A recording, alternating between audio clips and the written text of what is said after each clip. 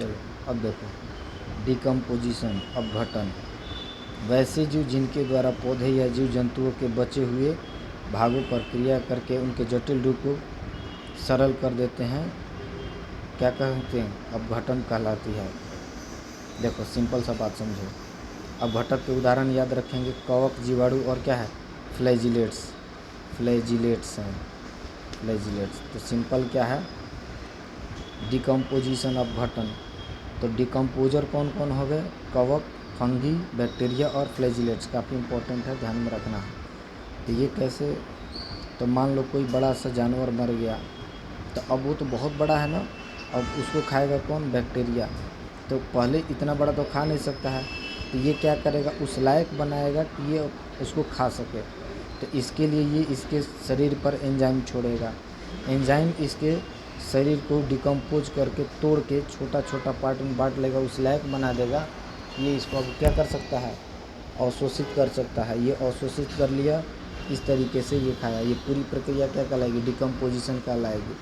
तो जो मृत और जंतु बच जाते हैं वो उनके शेष, उनको अपरद कहते हैं, ठीक है ना, डेट्राइटस कहते हैं, डेट्राइटस कहते हैं। देखो मरे हुए जंतु या पौधों के अवशेष, बचे हुए भाग को क्या कहते हैं, अपरद। जो बचा हुआ भाग है उसी को क्या बोलते हैं, अपरद कहते हैं। अपघटन के चरण निम्नलिखित हैं, विखंडन, फ्रेगमेंटेशन। अब ये देखो कैसे अपघटन होगा, तो उसके लिए सबसे पहले क्या करना पड़ेगा, तोड़ना पड़ेगा डिफरेंट फ्रेगमेंट्स में। तो इस प्रक्रिया को बोलेंगे फ्रेगमेंटेशन। जैसे केचुआ क्या करता है, अपघटन करता है, ठीक है ना। फिर है लीचिंग और उसको छोटा छोटा भाग में बांटा जाएगा। कैटाबोलिज्म, जीवाणुओं और कवकों के द्वारा अकार्बनिक पदार्थों के रूपांतरित करने की प्रक्रिया अपचयन कहलाती है। कैटाबोलिज्म क्या करेगा, इनऑर्गेनिक कंपोनेंट में तोड़ देगा। एक तो बड़ा सा चीज़ था उसको छोटा भाग में तोड़ा, अब छोटे भाग को किस में बदल देना है, इस छोटे भाग को बदल देना है इनऑर्गेनिक कंपोनेंट में, इनऑर्गेनिक कंपोनेंट में बदल देना है। तो ये कहलाएगी कैटाबोलिज्म। ह्यूमिफिकेशन, वह प्रक्रिया जिसमें ह्यूमस को इकट्ठा किया जाता है। अब अभी हम लोग देखेंगे ह्यूमस क्या कहलाता है। ह्यूमस को इकट्ठा करने की प्रक्रिया ह्यूमिफिकेशन। तो ह्यूमस क्या है, यह एक गहरे रंग का अनक्रिस्टलाइन रवाहीन पदार्थ है, मतलब ये इसमें क्रिस्टल नहीं मिलेंगे, ठीक है ना।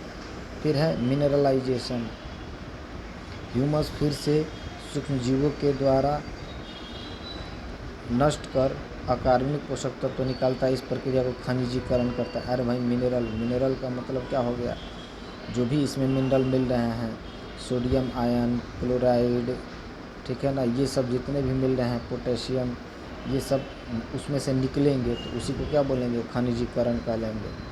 क्लियर है। सबसे ज़्यादा इम्पोर्टेंट आ रहा है टॉपिक एनर्जी फ्लो, ऊर्जा प्रवाह। स्वयंपोषी जो ऑटोट्रॉपिक है, ठीक है ना, उसका ऊर्जा का मुख्य स्रोत कौन है, सन है, ठीक है ना।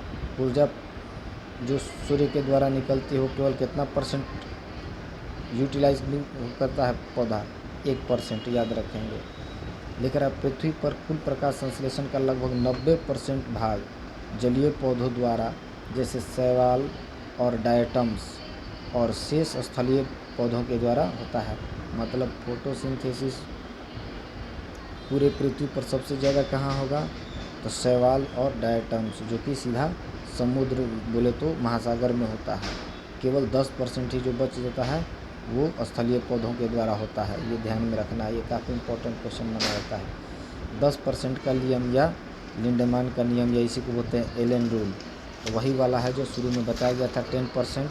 तो देखो कितना आसान लिख रहा है, जब कोई जीव ऊर्जा प्राप्त करता है तो वह औसतन 10% से अधिक ऊर्जा अपने शरीर के कोशिकाओं या ऊतकों के निर्माण में प्रयोग नहीं कर पाता है, और शेष 90% ऊर्जा श्वसन के द्वारा नष्ट हो जाती है। अर्थात खाद्य श्रृंखला में ऊर्जा का स्थानांतरण एक पोषण स्तर पर 10% ही रह पाती है।